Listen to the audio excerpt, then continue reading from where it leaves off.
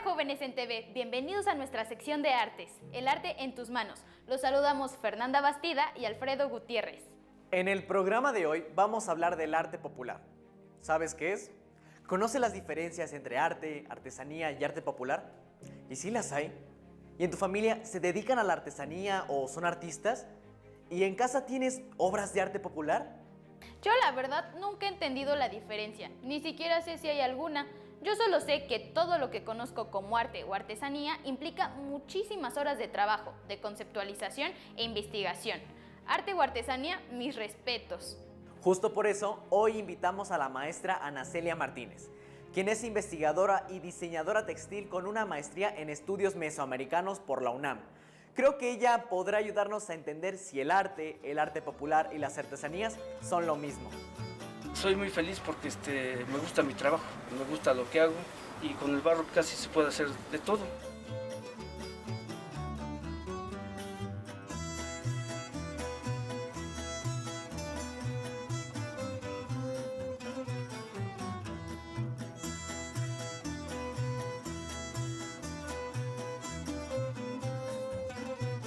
Yo amo mi trabajo, vivo de mi trabajo, soy reconocido por mi trabajo y aparte lo hago con mucho gusto.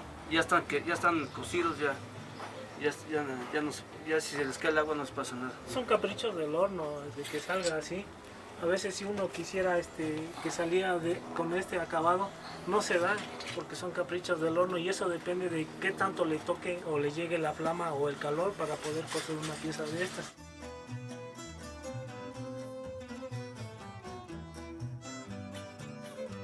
Todos somos diferentes en nuestra forma de trabajar, aunque hacemos a veces las mismas figuras, pero el toque final es diferente. Ay, yo ya no aguanto la curiosidad. Vamos con nuestra invitada para que comencemos a desenmarañar esta madeja de dudas. ¿Te parece, Alfredo? ¡Vamos! Ana Celia, muchas gracias por aceptar nuestra invitación. La verdad es que nos surge hablar contigo para que nos resuelvas muchas dudas que tenemos respecto al arte, el arte popular y las artesanías. ¿Estas son lo mismo? En realidad el arte popular y las artesanías y el arte son definiciones que nos van a ayudar a clasificar nuestro mundo material. Hay muchas formas en que nosotros como seres humanos trabajamos nuestro entorno y más bien materializamos nuestro entorno. Entonces, el hombre desde hace muchos siglos ha estado relacionado con su entorno natural y por lo tanto ha aprendido a manejar sus recursos. Esos recursos ha sabido cómo transformarlos en objetos. Y de esos objetos es de donde viene realmente toda la producción que conocemos generalmente como artesanía. Esa artesanía trabajada por los grandes maestros artesanos, porque se necesitan, algunos dicen más de 10,000 horas, otros dicen más de 33,000 horas, para poder llegar a ser un maestro artesano, es decir, poder dominar la técnica de ejecución y de relación con esa materia prima y con todos sus procesos para poder obtener un resultado. Entonces, los maestros artesanos, al tener el manejo absoluto de esa técnica, como seres humanos nosotros tenemos la necesidad de expresarnos y los maestros artesanos se pueden expresar a través de esa técnica. Eso es lo que podríamos entender como arte popular. Entonces, el arte popular en realidad es la expresión de un pueblo a través de la ejecución de una obra de un maestro artesano.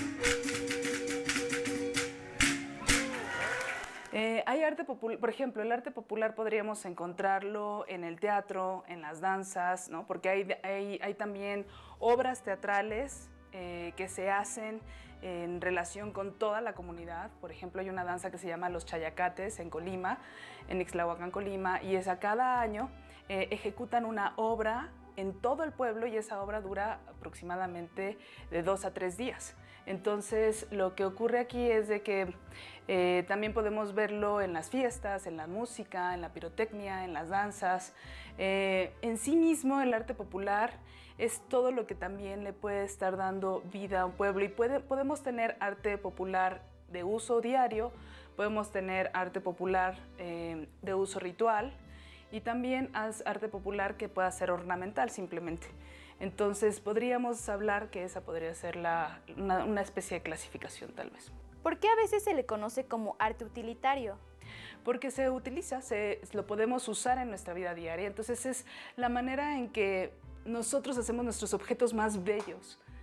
Le agregamos esa parte estética y podemos hacer que también de alguna manera esos objetos nos representen, ¿no? Representen nuestra ideología, nuestra cosmovisión, nuestra cultura, nuestro entorno. De hecho, los países que tienen más alto nivel de bioculturalidad a nivel mundial, la bioculturalidad es esa relación que tiene el humano con la naturaleza y que a través de ella ha producido diferentes bienes y beneficios para el mismo. Y claro que hay una relación íntima. Nosotros somos el segundo país con mayor bioculturalidad a nivel mundial y esta diversidad que nos da nuestro entorno nos permite que los diferentes grupos que se han extendido a lo largo de nuestro país tengan diferentes materias primas con las que se tengan que enfrentar y con las que tengan que trabajar. Este es el fruto de la ceiba. Esta ceiba seguramente en muchos de sus tierras la tienen, sobre todo la podemos encontrar en Jalisco, en Colima, en Guerrero, en Morelos, en Yucatán, Chiapas, etcétera, etcétera, en Oaxaca, ¿no?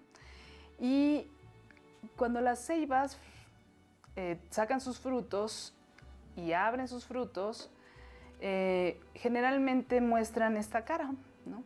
Y esto es un algodón, es una fibra muy suave, muy ligerita, que al final de cuentas puede ayudarnos para poder hacer rellenos de colchones, de almohadas, etc. Es una fibra que nos va a permitir, de hecho en la época prehispánica se utilizaba, y se utilizaba como relleno de unos trajes que se llamaban ixcahuipili. Estos ixcahuipili son trajes de guerrero, que es una especie de chaleco con el algodón que todos conocemos convencionalmente, que se hila y se teje por afuera como funda, y de relleno tenían estas fibras de pochote que, capitonadas y muy presionadas, permitían proteger a los guerreros. Entonces, esto es uno de los recursos que tenemos en nuestro país como patrimonio biocultural. Es una fibra muy ligerita y que también se puede hilar. El nombre internacional de esta fibra es capoc. También se puede conocer como pochote, algodón de la ceiba o capoc. ¿Podríamos considerar que estos objetos son cultura? Totalmente, porque todo lo que produce el hombre, todo lo que atañe el hombre es cultura, y aparte todo el tiempo está cambiando. Entonces también no nos tenemos que asustar si de repente vemos cosas a lo mejor de plástico o en un altar de muertos, por ejemplo, porque es también parte de la vida cotidiana de la gente que sigue viviendo ese arte popular y esas artesanías.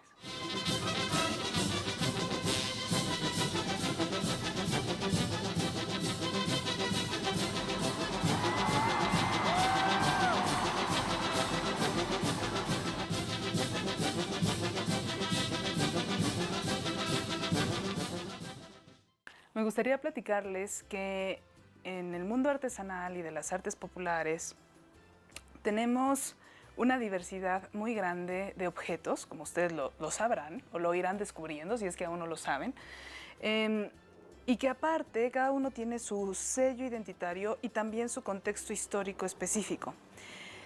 Podemos tener, por ejemplo, piezas que puedan estar relacionadas con las fibras de cestería, con tejido de cestería, que pueden venir de más de 3.000 años de antigüedad, ¿no? Que tal vez los cazadores recolectores estuvieron desarrollando para poder crear cestas y poder trasladar sus enseres y sus bienes de un lugar a otro. Y por otro lado, también podemos tener técnicas de tejido tradicional como el telar de cintura, que ya viene más bien en la época mesoamericana, y en donde se desarrolló, por ejemplo, el hilado de algodón, el teñido con el caracol púrpura, con el añil, el uso del pochote y todos estos recursos naturales que se traducen en cultura. Y podemos tener entonces prendas de tradición indígena, ¿sí? De estas comunidades originarias y que siguen manteniendo un conocimiento ancestral que probablemente viene desde la época prehispánica, desde Mesoamérica. Y también por otro lado vamos a poder tener piezas como por ejemplo los rebozos, ¿no? Estos rebozos que vienen, que surgen sobre todo en la época virreinal, con la intersección de varias culturas, representando por ejemplo al continente asiático, a los mismos pueblos mesoamericanos originarios con el mamali y también al continente europeo. También vamos a tener otro tipo de trabajos, como por ejemplo los bordados, que ahora ya podemos ver muchos bordados de máquinas, ¿sí? Con el que se hacen, por ejemplo, los hipiles y demás, pero los bordados propiamente en sí se empezaron a trabajar también ya con mayor profundidad en la época virreinal, por toda esta herencia tanto de Europa como de Asia. Y vamos a tener también materias primas bien interesantes, como no sé, la lengua de vaca, que es una sansevieria, es una planta de la cual al sacar la fibra va a extraerse, a procesarse, se va a extraer una fibra con la cual se pueden hacer hamacas. Estas las siguen haciendo en Yucatán, son las hamacas de lengua de vaca o sansevieria. Esta es una planta que probablemente viene de África, o sea, también en la época virreinal llegó tal vez a nuestra tierra, y podemos tener plantas como el enequén, ¿no? Y que también se hacen hamacas de enequén y otras piezas de fibras que también son propias de nuestro país. Entonces, esta gran diversidad, tanto temporal, biológica y cultural, dan todo nuestro legado de arte y tradición, de artes populares y tradición artesana.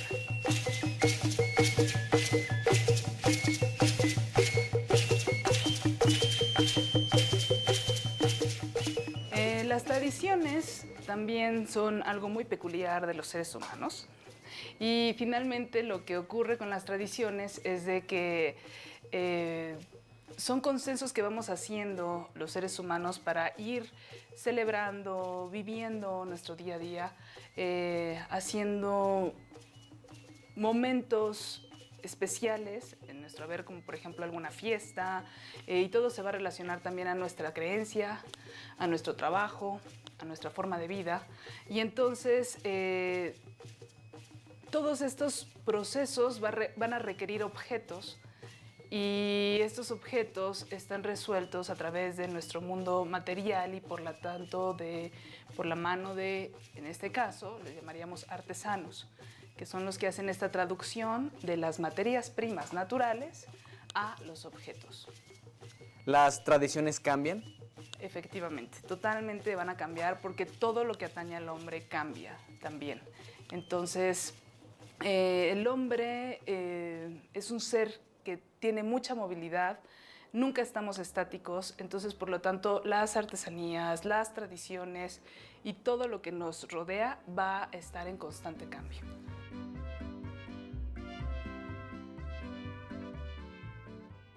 Hay piezas, hay momentos en la actualidad que al no reconocer todo el trabajo que los artesanos hacen, nosotros como sociedad, como país, al no reconocerlo, los artesanos no están generando la energía y el impulso para poder mantener nuestras tradiciones, nuestras artesanías y llevarlas a un nivel de evolución más amplio. Esto tendría que ver con mejorar las técnicas, con mejorar los instrumentos, mejorar o ampliar, por ejemplo, el catálogo de productos, primero que los satisfagan a ellos y no nada más a un público externo, que es muchas veces para lo que ahorita se está haciendo la artesanía. Aunque todavía, afortunadamente, hay muchas comunidades que siguen manteniendo esta producción para ellos mismos, para su uso diario, ritual y ornamental. En el mundo de las fibras naturales tenemos las fibras animales y vegetales. Dentro de las fibras vegetales vamos a tener las fibras suaves, semiduras y duras. Las fibras suaves son como el algodón o el pochote. Las fibras duras son las que se obtienen directamente de nuestro entorno natural, de hojas, de tallos, de cortezas, pero prácticamente se extraen de manera directa. Y también tenemos las fibras semiduras, que son todas estas. Todas estas son fibras semiduras porque también se utilizan para la textilería. Se pueden hacer hilos con ella, se pueden hacer textiles, se pueden tejer en telar de cintura, tanto como fibra como con hilo. Y son fibras que se extraen del interior de plantas, principalmente de hojas, tallos y cortezas. ¿Por qué es importante valorar este tipo de producto cultural? Porque es la herencia que tenemos como seres humanos en esta tierra. Todos estos objetos culturales que pueden estar en nuestra tierra son sinónimo de un legado de conocimientos depositado en ellos a través por muchas generaciones. Porque, por ejemplo, a lo mejor había hasta la comida y hasta la medicina tradicional también a veces tienden a entrar dentro de estos rubros, porque todo este conocimiento que ancestros nuestros han tenido, que a lo mejor tomaron una planta y se envenenaron y les costó literalmente la muerte, o fueron investigando más y de repente vieron que con eso se podían sanar. Entonces este tipo de conocimientos nos pueden efectivamente son nuestro legado, porque ya ha pasado y ha estado trabajado y minuciosamente cuidado a través de muchas generaciones. A través de esta materia prima se puede extraer el color azul, pero esta materia prima viene de una planta. Esta planta la trabajan principalmente ahora en Iltepec. Este conocimiento de transformación, de poder sacar de una planta a poder llegar a un tinte, un pigmento puro ya, se da en Iltepec, Oaxaca, únicamente en nuestro país. Esta materia prima tintoria tiene todo un reto para poder transformarlo en tinte, para teñir sobre todo textiles, pero también se pueden teñir murales, se puede utilizar para las artes plásticas, y todo ese conocimiento de traducción es un gran reto. Y en México tenemos muchísimas recetas que nuestros maestros tintoreros conocen, y también afortunadamente hay muchos maestros como el maestro Raúl Pontón que se han dedicado a investigar estos tintes a fondo. Igual la maestra Leticia Arroyo. O sea, afortunadamente tenemos todavía mucha tela de donde cortar. ¿Y lo valoramos en México? Mucha gente sí lo valoramos, pero hay muchos otros que algo que tú no conoces, no puedes valorarlo, no puedes cuidarlo, no puedes amarlo. Y yo creo que ese es el gran problema, que no conocemos toda la riqueza que nos rodea, porque no lo alcanzamos a conocer, no alcanzamos a entender toda esa diversidad y lo vemos como manchones de colores aventados en vez de entenderlos. Y por eso es que creo que todos tenemos la responsabilidad de empezar a conocer y a profundizar en el trabajo que hace nuestra gente, que hacen los que están alrededor de nosotros, a lo mejor hasta nuestros abuelos, tíos, papás, o a lo mejor puede haber muchos niños que tienen también este trabajo artesanal en sus manos porque lo están elaborando y han aprendido a través de sus papás. Y pues es bien importante que nosotros nos responsabilicemos de todo ese conocimiento que como cultura tenemos. Y esa es una forma en la que vamos a poder fortalecer el arte popular, consumir el arte popular, conocerlo, amarlo y valorarlo. Pues Ana Celia, mil gracias por contestar todas nuestras dudas. Nos quedamos con mucha información que nos hará pensar y revalorar cada vez que veamos a un maestro artesano y su trabajo.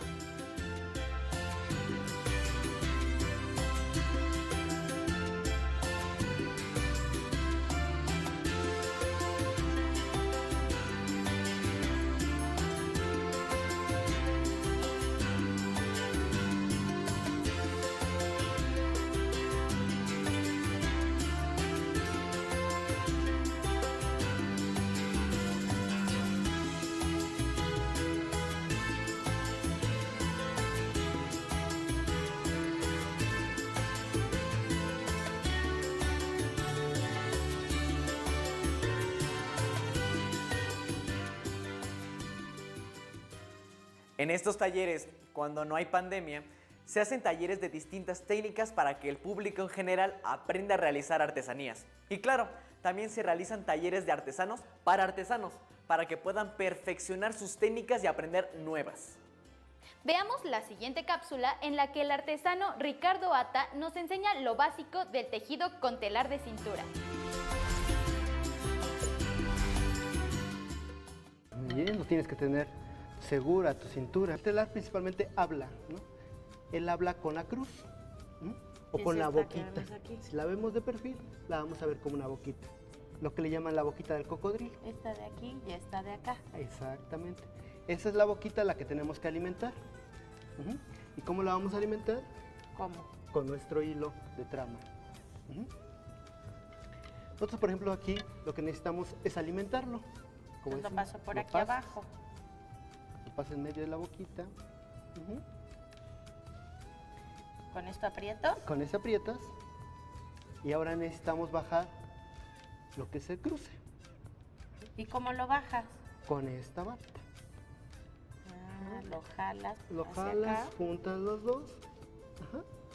Sacas este. Y aquí en medio se forma. Y Lo que pasamos. queda de la boquita y se pasa otra vez por enfrente, que es esta de acá.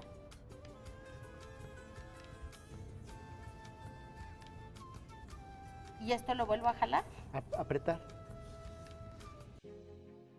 Me quedo feliz después del programa de hoy. Me siento llena de color, creatividad, delicadeza, tanto trabajo en todos los casos que acabamos de ver. Es importante conocer y valorar el trabajo que hay detrás de las artesanías mexicanas y cuando tengamos la oportunidad, pagar un precio justo. Si nos pusiéramos a pensar en el tiempo, esfuerzo, ingenio e imaginación que implica hacer cada pieza, incluso si somos conscientes de la historia y cosmovisión cultural que hay detrás, sabríamos que muchas de estas piezas son verdaderas obras de colección. Y por cierto, ¿en tu familia se dedican a la artesanía? ¿O qué tipo de obras producen? ¿Qué uso le dan a estas piezas? ¿Y tienes artesanías u objetos de arte popular? Cuéntanos, participa aquí en Jóvenes en TV, platícanos, opina y sugiere. Haz este programa con nosotros. Por hoy hemos terminado este programa de artes, el arte en tus manos. Te esperamos mañana con otra propuesta interesantísima. No lo dudes. Hasta la próxima. ¡Hasta la próxima!